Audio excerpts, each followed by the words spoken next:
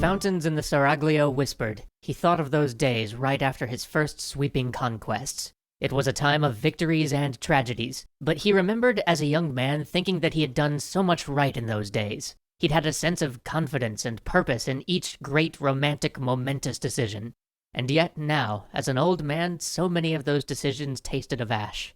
He remembered returning home from his campaign in Belgrade to the bitter news that 2 of his sons had died, his infant and his eldest. He was left with only Mustafa.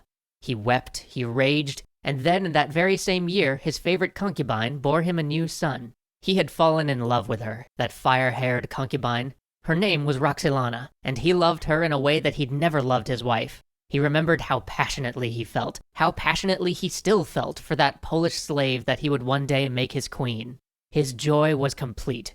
His rule was one of unprecedented success, and he shared it with his dearest friend, the trusted confidant of his youth, and his love, the love of his life, who he never would have met if he were not Sultan. His friend, Ibrahim, he continued to promote up the ranks until, after the fall of Rhodes, Suleiman asked him to serve as Grand Vizier.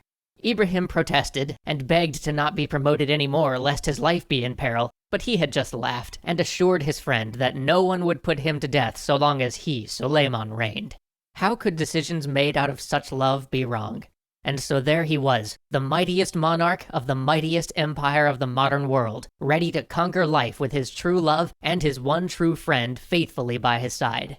His own sister married Ibrahim, and it was a night of splendor like the empire hadn't seen since the greatest monarchs of Rome. In his youth, he'd never known family, but he knew one now. But trouble began to show, for Ahmed Pasha, second vizier, had thought that he was going to be promoted to the post of Grand Vizier. He had worked and toiled and intrigued to see that the former Grand Vizier had been dismissed after Rhodes, but now, seeing that Ibrahim had been appointed to the post, he knew he would never attain the position. So instead, he asked for and was granted the governorship of Egypt. As Egypt had only entered the empire a generation before by conquest and was far from Istanbul, he knew it would be easy to rebel there. He quietly sent word to all quarters, even to the Christians, asking for allies. Then, one night, he had all the local janissaries massacred and declared himself Sultan of Egypt. The rebellion was put down, but after that, rebellion after rebellion cropped up. So Suleiman sent the only man he could trust to try and bring the situation to heel. And Ibrahim succeeded. He crushed the remaining embers of rebellion in Egypt and in Syria. But he did more than that, for his genius was not just military. He reorganized the provinces, putting in a system of checks and balances to make sure that no one group could become powerful enough to challenge the Sultan. And those provinces had never rebelled again. After this, Suleiman began to rely on his friend more and more for the daily administration of the empire. Ibrahim was capable, shrewd, and most of all, loyal. And even he, the great Sultan, could not by himself manage an empire so large. And so they planned and they plotted for the next stage of his campaign. He would cow the Persians with words and make the world think that he was going to go after his Shia rivals to the south, but in truth he planned to once again invade Hungary and finish what he'd started. Meanwhile, he also worked with Ibrahim on his other great project, the Kanuni, or laws. He had long since realized that there were things that Sharia simply did not cover, things that were vital to a modern evolving empire, things like taxation and certain aspects of administration. His ancestors too had realized this to some degree, but he wanted to take it further, to really rationalize the hodgepodge of laws made by those before him.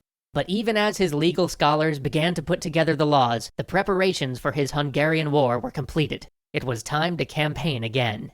Europe was more divided than ever, with a league of almost every Christian nation formed to fight against Charles V and the Habsburgs. Hungary would once again be alone. With 100,000 men, with his vizier and friend Ibrahim as their principal commander, Suleiman marched north for Buda. Then the rains began. Torrents, sheets of rain, rivers overflowed their banks, roads were turned into marshes, but the iron discipline of army held. Some of the larger cannons were lost or delayed, but it was of little consequence. His great army marched north. As they reached Sofia, Ibrahim broke off a small contingent to capture the fortress of Petrovaradin, while he, the Sultan, continued the march north with the main force. Mere days later, his favorite rode back to him with spoils and the heads of 500 of the castle's defenders in tow. He had lost only 25 men. The Sultan embraced his favorite, and there was rejoicing in the camp. At last, they crossed the Danube, burning their bridges along the way so no man would think to retreat. After that came the peat bogs and the marshes that surrounded the river. They trudged through, equipment and horses having to be dragged out of the mire or abandoned along the way. But finally they emerged onto the shining Mohács plain. There before him were arrayed the knights of Louis, the child king of Hungary. How small they looked, how pitiful in number. His great host would wash around them like a tide dragging a man out to sea. Ibrahim stood with him, looking out over the field. He was relaying intelligence recently gathered.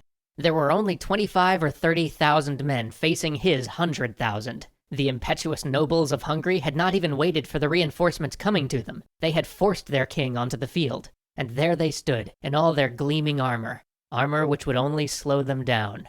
They'd not even set up defensive works. They clearly planned to take the offensive, using the shock of armored knights against the fire of his janissaries and his great guns. As his men drew up their lines, Ibrahim embraced him and rode off to take his place.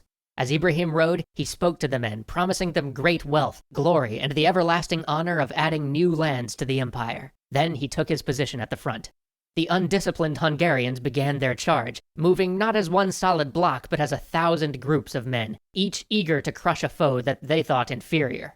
Horses and men, iron and steel 100 stone in weight, thundered down the plain, hooves tearing the sodden ground, riders shouting battle cries in a language Suleiman didn't understand.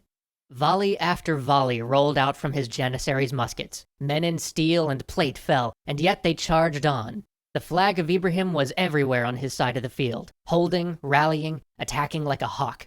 But on the other side, the desperate charge of desperate men pushed into the line, hacking and slashing their way forward. And then they were upon him. Suleiman's steed reared, his saber flashed. Something hit his breastplate. His guard were all around him, fighting a frenzied melee with some handful of knights that, in their furor, had somehow made it close to his person. And then it was over. Somewhere in there the momentum had stopped. The suicidal bravery of those foolish and undisciplined knights had been met with a sterner bravery of the Sultan's troops, and raw numbers had won out.